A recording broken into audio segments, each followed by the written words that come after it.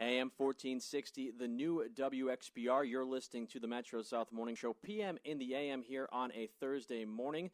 Joining us now via the telephone is a founding member of the Temptations who are in the area this weekend, playing with the Four Tops Saturday at the South Shore Music Circus in Cohasset and Sunday at the Cape Cod Melody Tent. In 1989, our guest was inducted into the Rock and Roll Hall of Fame. So we now welcome to the program a true legend in the music business, Mr. Otis Williams. Otis, thank you so much for spending some time with us here this morning on the Metro South Morning Show. No, it's my pleasure. Otis, I try not to hyperbolize my guest introductions too much, but you're one of the few guests we've had on the program where it is apropos to use the word legend in describing the Temptations. You've had quite the music career. In 53 years into the Temptations' existence, you're still going strong. You still love performing? Oh, I still love performing. Oh, yeah. I feel I'm a very blessed person to be able to do something that I love doing and to bring, hopefully, a lot of happiness and enjoyment to our many fans the world over. You are the only surviving member from the original lineup of the Temptations. There have been many lineup changes and whatnot with the Temptations over the years. If you ever had the following thought cross your mind, I'm sure when you see the hundreds and thousands of people that still come out to your shows nowadays, you think to yourself, you're glad you made the decision you did. But was there ever any thought in your mind ever to retire the Temptations name, or did you just want the brand to keep on moving along? Well, I wanted the brand to keep moving on. You know, the one thing that I've learned in life is the one thing that's constant in life is change, you know. And with change, a lot of times, you're being tested to see are you able to withstand the change or just fall by the wayside. And I think I like to think of myself as being able to deal with change and understand the nature of change, and especially being in profession that I truly enjoy, you know, singing and making music and knowing that it's bringing happiness to the world over. You know, I just said, hey, my stock answer to that is I'm going to ride the hair off the horse. When I get off the horse will be bald.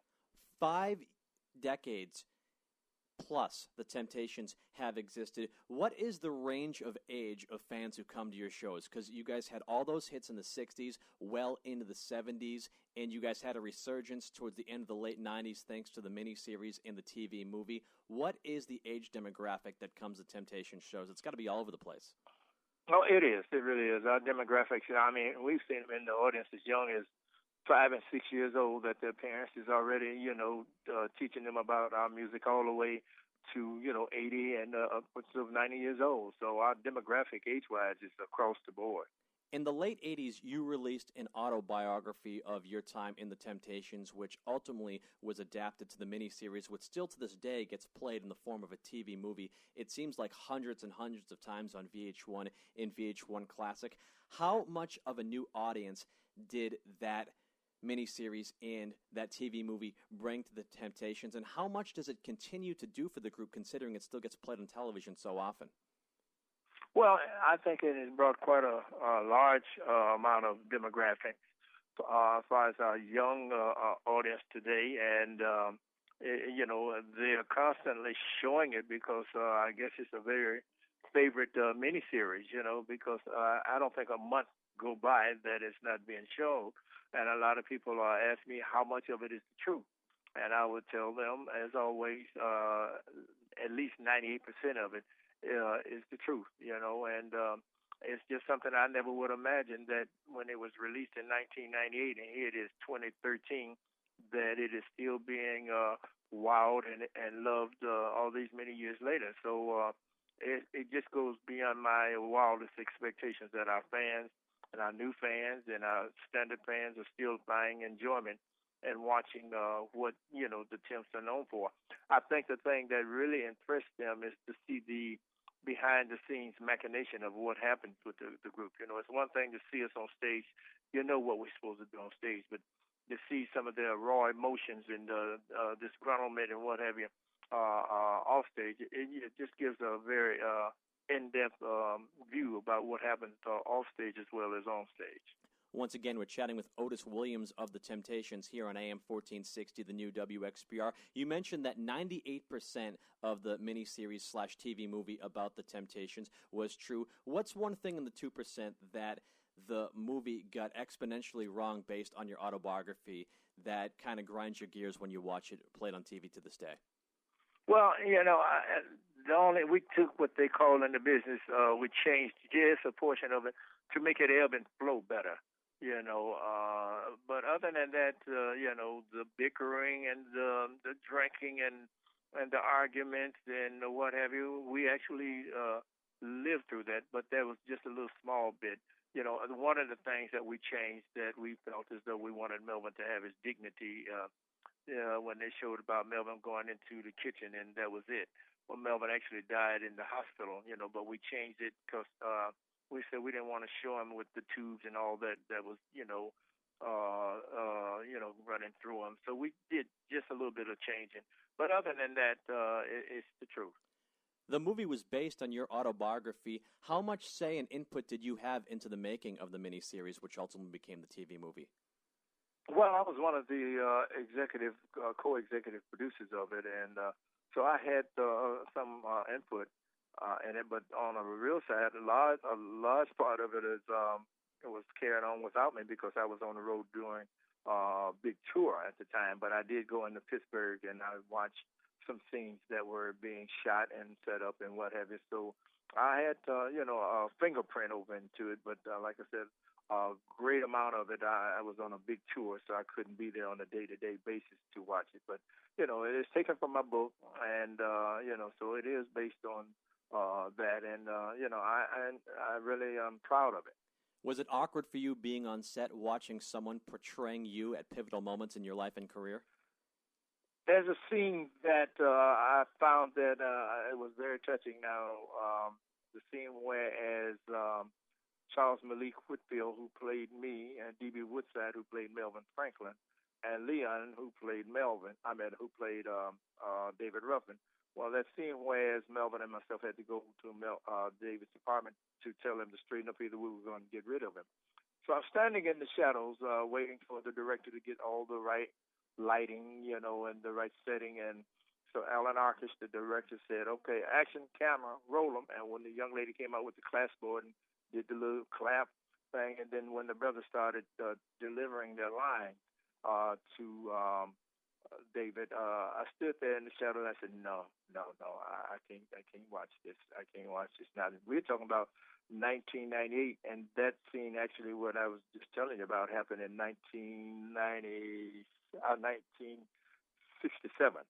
So it's still a lot of raw emotion, even though it's some decades that has since passed. But it's still kind of raw in spots.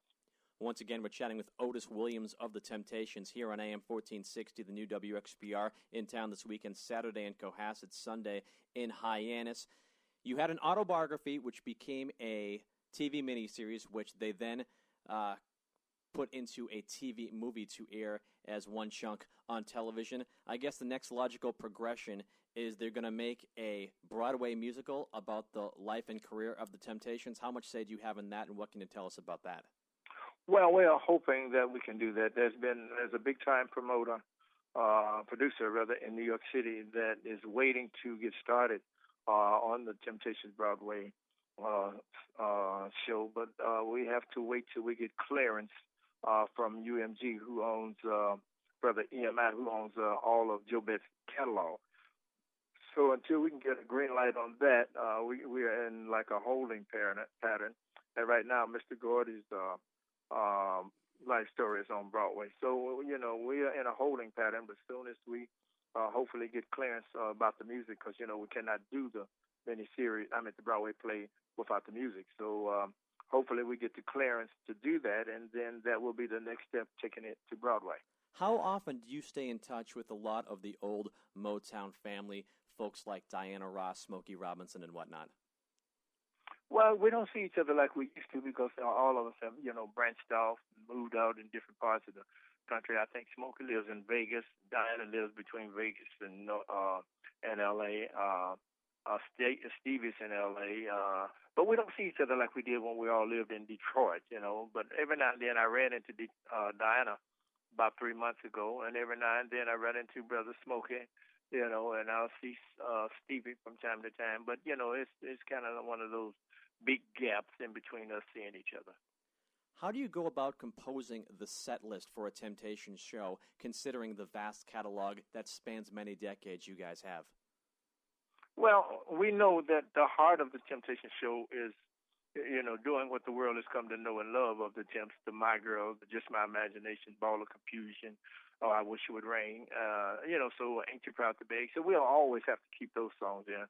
We do, like Treat Her Like a Lady, which was one of our big hits during the 80s. And then we'll go over into a 5-part harmony doing a little Hello Young Lover. So we try and give a very varied kind of influence of the Temps being the Temps, but we're going to do, we want to try something that'll keep the show interesting. So, but the core of what the Temps are known for will always be part of our lineup. We can never take out those songs that I just mentioned, because if we do, we might as well just not go on stage, because we would have a lot of angry fans at us. The Temptations' legacy as a vocal group is set in stone forever, and you guys are certainly a successful touring act 53 years into the Temptations' existence. Do you guys ever get the itch to record new music? Is that something that could perhaps be in the works?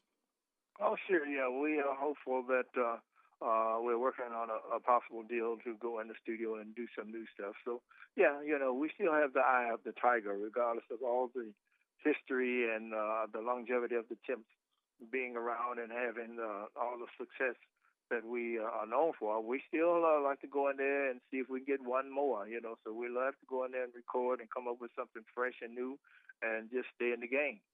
Now, I mentioned earlier that you were the only original surviving member from the Temptations. That's not to say the gentlemen who are on stage with you this weekend in the area are just random guys you pulled off the street. These are guys who have been performing with the Temptations, some of them for decades at this point. Yeah, Ron Tyson has been with me for 30 years. Terry Weeks has been with me for 20 years. Our bass singer Joe Herndon has been with me for almost 10. And Bruce Williamson has been in the group for about 8 or 9 years. So they have some mileage accumulated on them for us being a member of the Temps. You mentioned that there is a possibility of the Temptations working on some new music in the near future. You guys had a legendary collaboration with Smokey Robinson during the classic period in the 1960s. Who would be writing the music and writing material that you guys would be recording at this point? I assume you guys would be doing originals, right?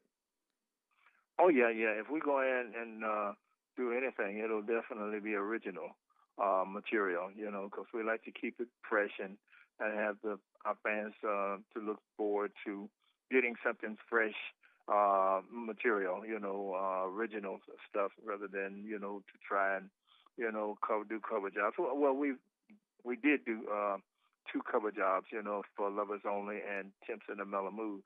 But primarily, other than doing those standards as cover jobs, we like to come in and do original stuff that's fresh and brand new, and keep our fans, inspired to want to hear the latest from the Temps.